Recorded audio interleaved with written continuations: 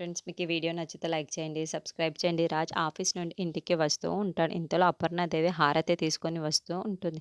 అది చూడగానే అక్కడున్న అపర్ణాదేవి, "రేయ్ నువ్వొచ్చావేంట్రా? కావేది? కావ్య అయితే హారతి ఇచ్చి ఇంట్లోకి తీసుకొని వద్దాం అనుకుంటే నువ్వొస్తున్నావేంట్రా?" అని చెప్పేసి అడుగుతూ ఉంటుంది. ఆ మాట వినగానే అక్కడున్న రాజు అయితే, "మరి ఈ ఇంటికి పర్మనెంటే రాకుండా ఆ ఇంట్లోనే ఉండే విధంగా చేశాను. ఈ ప్రాజెక్ట్ నేనే గెలిచాను. ఓహో!" అని చెప్పేసి చాలా ఆనందంగా గంతులు వేస్తూ ఉంటాడు. ఆ మాటలు వినగానే అక్కడున్న అపర్ణాదేవి అయితే ఇంట్లో ఉన్న వాళ్ళందరూ ఒక్కసారిగా షాక్ అయిపోతూ ఉంటారు. "ఏంటి నువ్వు గెలిచావా? కావ్య గెలవకుండా" అని చెప్పేసి అడుగుతూ ఉంటారు.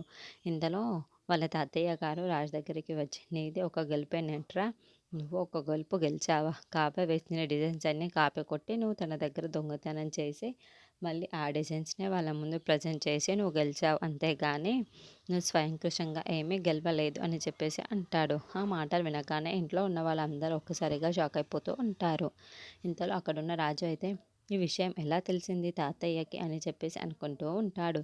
ఇంతలో అక్కడున్న వాళ్ళ తాతయ్య మాత్రం, "నీది ఒక గెలుపు కాదు, అది గుర్తుపెట్టుకో. నువ్వు ఏదో గెలిచాను అని విర్రవీగుతున్నావే కానీ దాన్ని ఎవరు గెలుపు అనరు" అని చెప్పేసి అంటూ ఉంటాడు. ఆ మాట వినగానే అక్కడున్న రాజు వైపుకి మౌనంగా ఉండిపోతూ ఉంటాడు. ఇంతలో అక్కడున్న వాళ్ళ బామ్మగారు మాత్రం, "ఇకనైనా నీ తప్పు తెలుసుకొని నీ భార్య కావ్యని ఇంటికి తీసుకురారా. తను చాలా మంచిది. తను ఎలాంటి తప్పు చేయదు, ఏమీ చెప్పేసి అంటూ ఉంటాడు. ఇంతలో అక్కడున్న రాజు మాత్రం మౌనంగా ఉండిపోతూ ఉంటాడు. అది చూసిన వాళ్ళ బామ్మగారు మాత్రం, "రేయ్ ఇకనైనా కావ్యని ఇంటికి తీసుకురారా. తను లేని ఇలా ఎలా ఉందో నువ్వే చూస్తున్నావు కదరా.